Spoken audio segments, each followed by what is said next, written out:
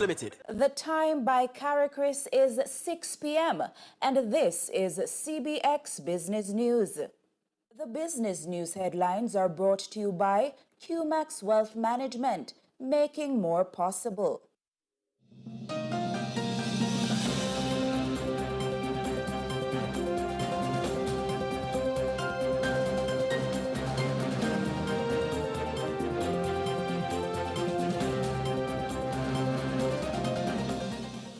MSME financing takes shape. CARICOM pushes digital growth and Canada's inflation eases. Good evening and welcome to CBX Business News for Monday, July 20, 2026. I'm Rashel Moncrieffe. Thanks for joining us. Coming up, the Inter-American Development Bank outlines how its Biggie 2 program will finance Jamaica's MSMEs with a model designed to expand access to credit. Also ahead, Grenada's Prime Minister urges CARICOM to build a more unified digital economy to create new opportunities for entrepreneurs. And later, Canada's inflation cools more than expected, strengthening the case for further monetary policy easing. Stay with us as we unpack these stories and more right after the break.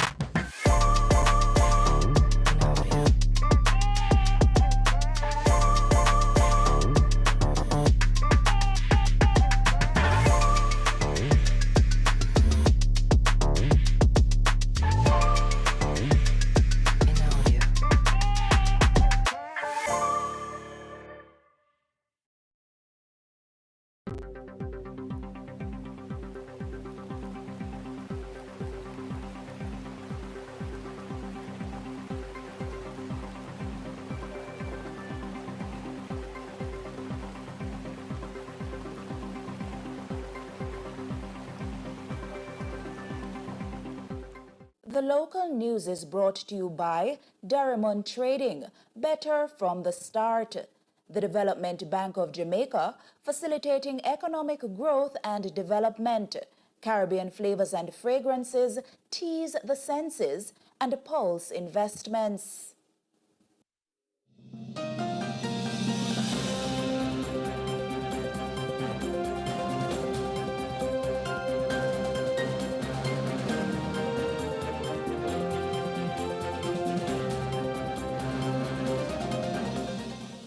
Welcome back to CBX Business News. We begin with new details on how the next phase of the Biggie program will support Jamaica's small businesses. The Inter-American Development Bank, IDB, has provided the clearest picture yet of how the next phase of its flagship Boosting Innovation, Growth and Entrepreneurship Ecosystems Biggie program will support Jamaican businesses. The multilateral lender has revealed that Biggie 2 will move beyond grants to include new financing tools aimed at helping firms innovate and strengthen productivity. The details were outlined by IDB country representative in Jamaica, Natasha Marzoff, at the Small Business Association of Jamaica SBAJ Growth and Resilience Conference. Biggie 2 is going to move further upstream by helping firms create, adopt, and commercialize innovation through technology upgrading while placing a much stronger emphasis on climate resilience, recognizing that climate-related shocks can quickly erode productivity gains in small island economies such as Jamaica. Biggie 2 will combine grants, risk-sharing mechanisms, contingent line of credit, technical assistance, and innovation financing to help businesses invest in research and development, new technologies, and climate resilience tools. That was IDB country representative in Jamaica, Natasha Marzoff. Meanwhile, Jamaican billionaire and NCB Financial Group chairman Michael Lee Chin is pointing to nuclear energy as a potential new frontier for economic development, arguing that the country must be prepared to pursue industries outside its traditional comfort zone if it is serious about achieving stronger growth. Today, I'm into nuclear. What the hell is this guy doing into nuclear? It was just announced 4 days ago, 5 days ago, that we, Portland, signed an MOU with the state of Turkey to enable Turkey to build its nuclear ecosystem. Okay, growth minds. What is a salesman thinking that he should be enabling a country? But as a growth. The local news is brought to you by Derrimon Trading, better from the start. The Development Bank of Jamaica, facilitating economic growth and development. Caribbean Flavors and Fragrances, tease the senses, and Pulse Investments.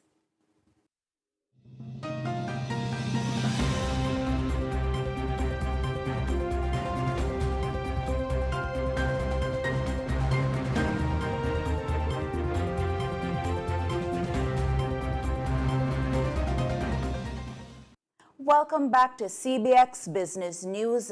We begin with fresh data showing confidence among Jamaican consumers weakened.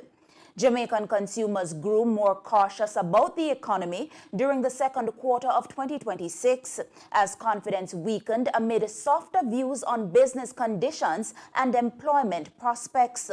The latest Jamaica Chamber of Commerce, JCC, Business and Consumer Indices, presented by Executive Chairman of Market Research Services Limited, Dr. Don Anderson, shows the Consumer Confidence Index fell 2.3 percentage points when compared with the first quarter of this year. The researcher identifies weaker perceptions of current business conditions as one of the underlying indicators for the drop. What is happening is that fewer and fewer persons are considering that the current business conditions are good.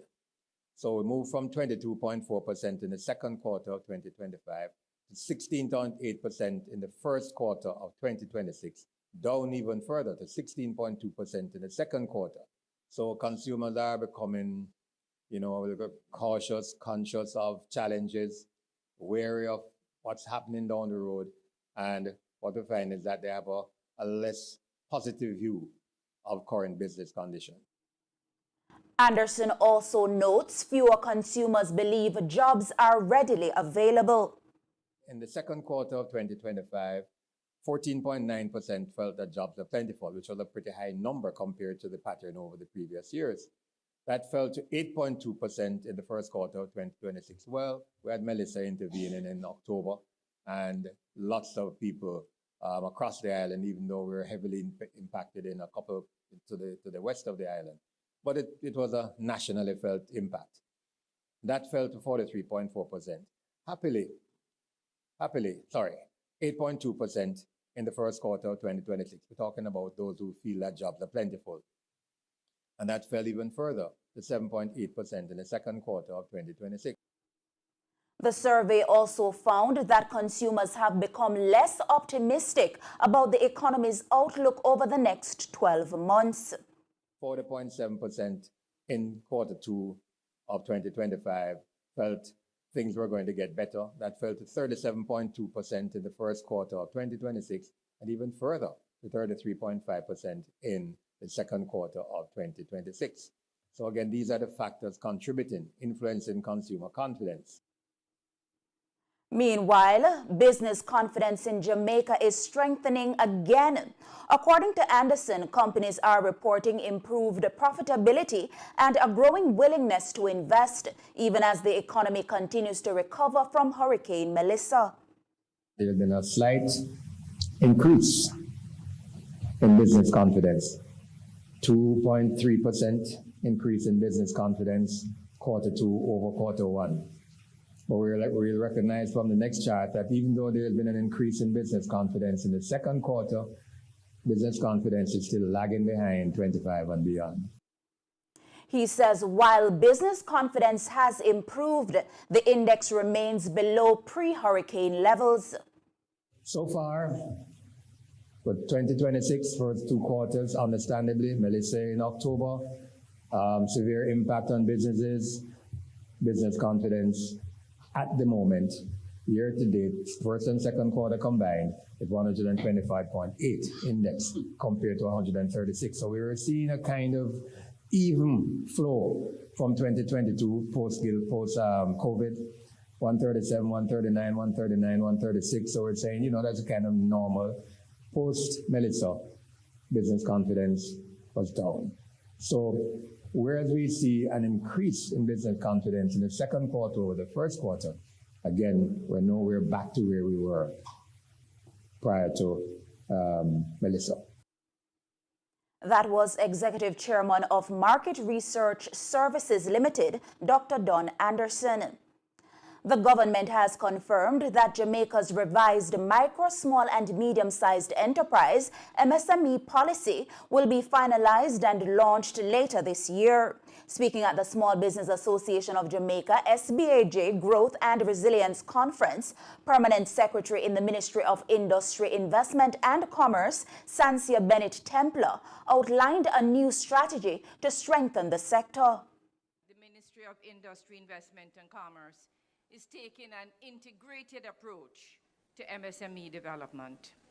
In practical terms, this means helping entrepreneurs to access financing, to improve business operations, to use technology, to meet standards, to enter new markets, and to become better prepared for future shocks through resilience. The revised MSME policy, which is going to be finalized and launched later this year, will support this direction by focusing not only on starting businesses, but on helping existing and emerging entrepreneurs become more productive, more competitive, more innovative, and better positioned to participate in local, regional, and international markets. That was Permanent Secretary in the Ministry of Industry, Investment and Commerce, Sancia Bennett Templar. In other news, Cygnus Real Estate Finance Limited says its planned monetization of the One Belmont commercial development is well advanced, with institutional investors now reviewing the investment ahead of a wider offering to the market. Chief Investment Officer and Executive Vice President of Cygnus Capital, Jason Morris, says the roadshow for anchor investors is nearing completion. He says once that process is finalized, the investment will be opened to additional investors, while SRF intends to retain an ownership stake in the asset. SRF is planning to retain some interest. The amount of interest it depends on a number of different factors, right? Including how much demand there is for the investment that we have in front of some investors, because the way we are structuring this is we are first getting some anchor investors in, which typically would be pension funds, institutional investors. Once we are done with that process, then we will open that up. So I expect that to fully take place in another couple of months, tops. That was Cygnus Chief Investment Officer Jason Morris. We go now to updates from the Bank of Jamaica on how the currency markets traded today. In Tuesday's currency trading session, the US dollar is selling for $159.63, the Canadian for $113.40, the pound sterling for $212.61, while the going rate for the euro is $183. We move to the latest updates from the JSE equities. In Tuesday's trading session, the JSE market activity resulted in the trading of 112 stocks, of which 29 advanced, 58 declined, and 25 traded firm. Leading the winners are Paramount Trading Jamaica, One Great Studio Company, Sagicor Real Estate X Fund, and Sterling Investments, while leading the losers are First Rock Real Estate Investments USD, Caribbean Assurance Brokers, Proven Group USD, and Cygnus Real Estate Finance USD. The main index declined by 3,074.35 points to close at 359,243.33 points. The junior market index declined by 45.67 points to close at 2,978.65 points. It's time for the Market Education feature, brought to you by CARICRIS, Regional Ratings, Global Standards. In today's Market Education feature, we're defining tranches. Tranches are portions of a financial product that are divided according to different levels of risk, return, and repayment priority. This allows investors to choose the level of risk that best matches their investment objectives. Tranches are commonly used in structured finance, where pools of assets such as mortgages or loans are packaged into securities and sold to investors. That was the Market Education feature, brought to you by CARICRIS, Regional Ratings, Global Standards. And that's it for the local news segment. Please stay with us. The regional news is up next.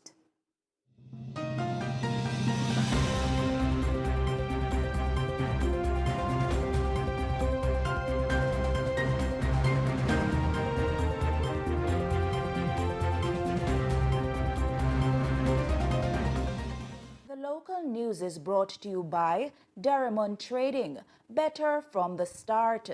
The Development Bank of Jamaica, facilitating economic growth and development. Caribbean Flavors and Fragrances, tease the senses, and Pulse Investments. This project marks a celebration of our 30th Hall of Fame and aims to highlight the achievements, challenges, and invaluable lessons of those who have shaped and are shaping the future of our economy. Our aim is to celebrate the voices and stories of 30 remarkable leaders in Jamaica's private sector. Join us as we explore these narratives of resilience, leadership, and vision.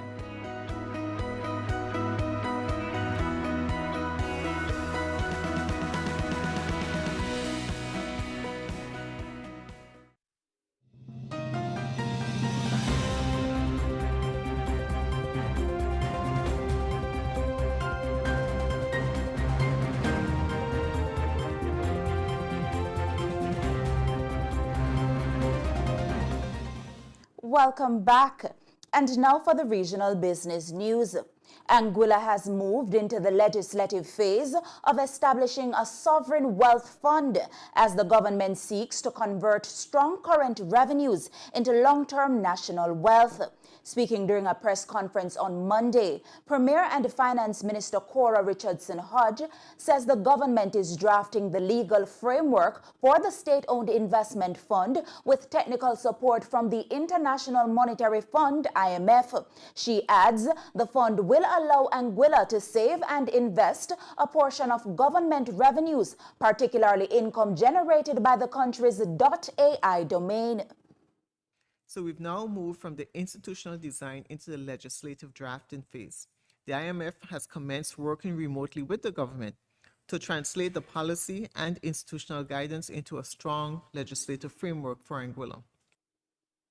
The Premier says the government intends to complete the draft legislation by the end of the current quarter before taking it to the House of Assembly following public consultation. Our aim is to finalize the legislative framework by the end of this quarter and then advance it through the House of Assembly after appropriate consultation.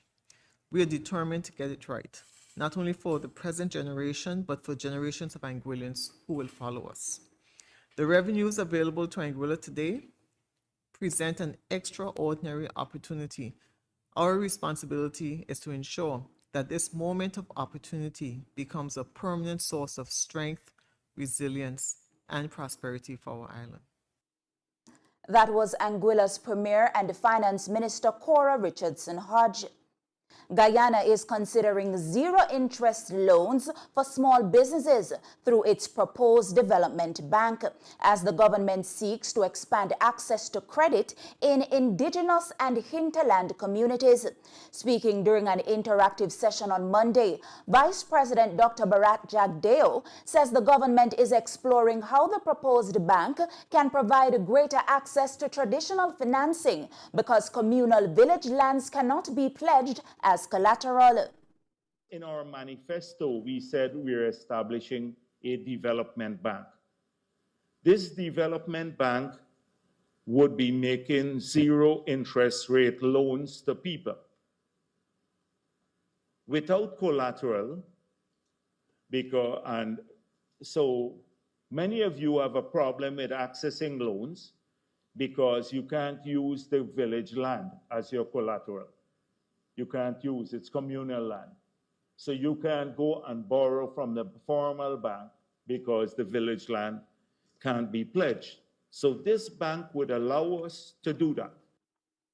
The Vice President says the government is also seeking consultation on how the financing program should operate. But we want to now explore how in every village, working with the development bank, maybe through an MOU with the development bank, we'd be able to provide credit, small amounts of credit to people who live in these villages. Because you can't develop business environment without credit. We will support the economic activities. For example, if you're doing the coconut farm, we can send in a bulldozer and clear the farm, and we can supply the planting material easily. I know, but some things you need credit for, especially small business. So that was Vice President of Guyana, Bharat Jagdeo. In other news, Ansa McCall has received high investment grade credit ratings from Caribbean Information and Credit Rating Services, CARICRIS, reflecting the group's strong financial position and capacity to meet its debt obligations. CARICRIS assigned the regional conglomerate an initial CARI AA issuer credit rating on the regional scale and a TTAA rating on Trinidad and Tobago's national scale. The ratings were accompanied by a stable outlook, indicating that the agency expects Ansa McCall to maintain strong financial performance, healthy debt servicing indicators, and disciplined execution of its long-term growth strategy. CARICRIS cited the group's leading market position, diversified business portfolio, resilient earnings, and sound financial management. The agency also highlighted the group's strong capital base, healthy liquidity, corporate governance, and operations across multiple markets. CARICRIS says the ratings could improve if Trinidad and Tobago's sovereign credit rating is upgraded. Ansa McCall reduces its exposure to the domestic sovereign, or the group delivers sustained improvement in its gross profit margin. Moving now to updates from the Trinidad and Tobago Stock Exchange. Overall market activity resulted from trading in 17 securities, of which 6 advanced, 6 declined, and 5 traded firm. Today's winners are National Flour Mills, Grace Kennedy, Unilever Caribbean, and Angostura Holdings, while leading the losers are JMMB Group, National Enterprises, Trinidad Cement, and Massey Holdings. Trading activity resulted in the following movements. The All-TNT Index declined by 1.57 points to close at 1,455.41. However, the Composite Index advanced by 0.13 points to close at 1,018.31. The Cross-Listed Index gained 0.28 points to close at 77.12, while the SME Index remained at 81.05. And we take a short break, but please do stay with us. The international news segment is up next.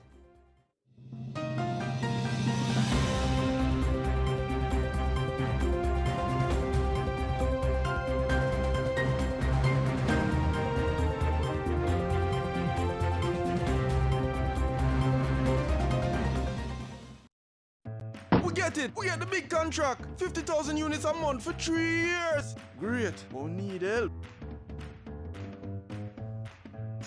If you are a business owner that requires capital for the expansion of your business, talk to a registered broker today to find out more about listing your company on the Jamaica Stock Exchange, an efficient alternative to other financing options. Thank God for the Jamaica Stock Exchange junior market. The Jamaica Stock Exchange, providing a fair, efficient, and transparent stock market. So much book you need for high school? I'll show you how to make sure you have all the money for my books and even some extra. It's called budgeting, Dad. Making a budget is the most important thing you can do to track your money. It keeps a record of how much you make, how much you spend, where you spend it, and most importantly, how much you can save. Write down all your income, write down all your expenses, see where you can cut down and allot more money to more important things, like saving.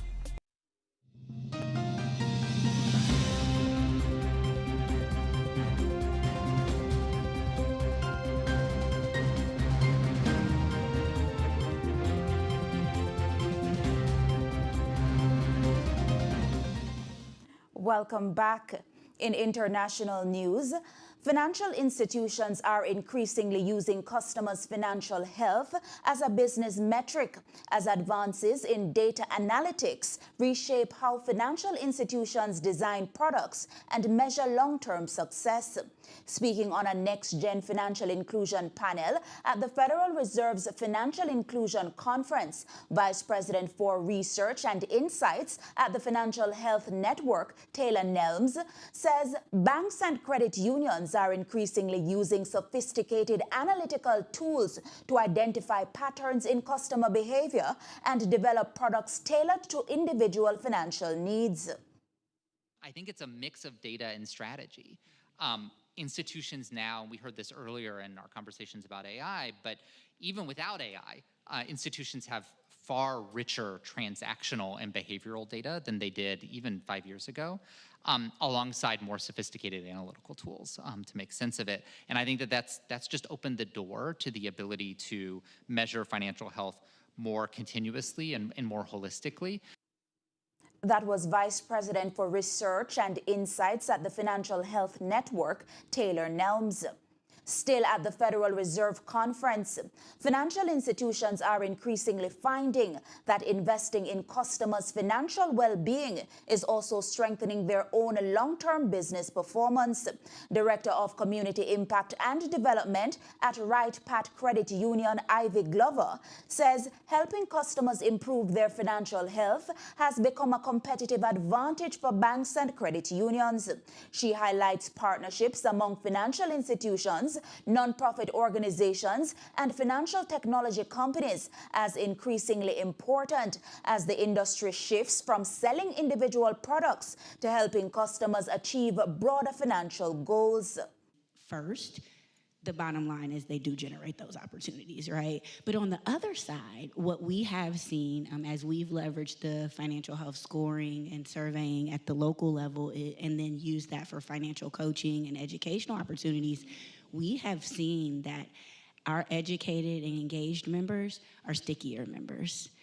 They stay with us. They tend to have more solutions per member. They tend to, when they've gone through our engagements, kind of using the scores and the education that we wrap around it, they tend to pay their debts down more actively and increase their savings consistently. And so we do have data, and I apologize, I don't have the exact number today, but we do have data tied to individuals that engage our financial health journey resources compared to those who don't.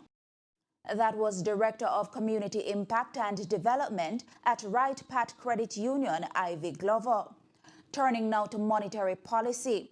Nigeria's central bank has left its benchmark interest rate unchanged at 26.5% as policymakers balance persistent inflation against growing geopolitical uncertainty. Governor Olayemi Cardoso said the economy has remained resilient despite external shocks, adding that expanding domestic refining capacity has helped reduce the impact of volatility in global energy markets.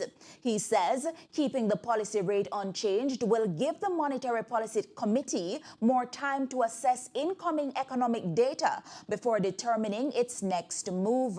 Headline inflation held steady at 15.9% in June, remaining above analysts' expectations despite signs that price pressures could gradually ease.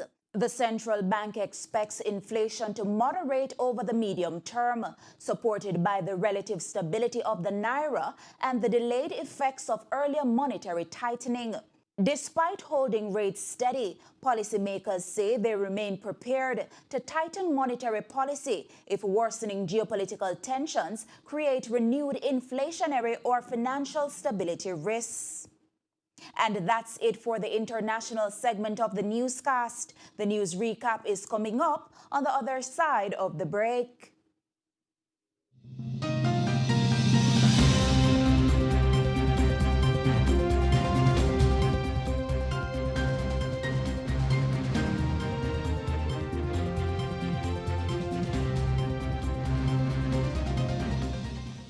It's feeling so good right now.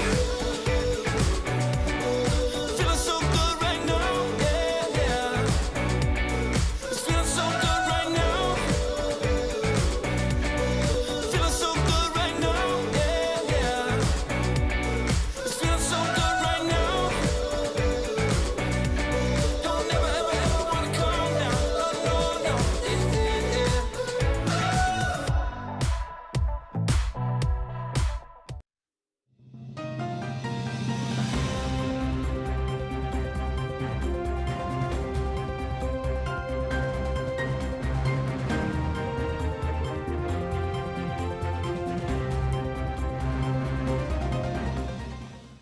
And now to recap our top stories. In the local news, Jamaica's consumer confidence falls 2.3% in the second quarter of 2026. Regionally, Guyana eyes zero-interest loans through proposed development bank. And internationally, global banks use financial health data to strengthen customer relationships. Those were the stories making today's CBX Evening News. On behalf of the entire production team, I am Rashel Moncrieffe. Thanks for watching CBX, your region, your business, your source.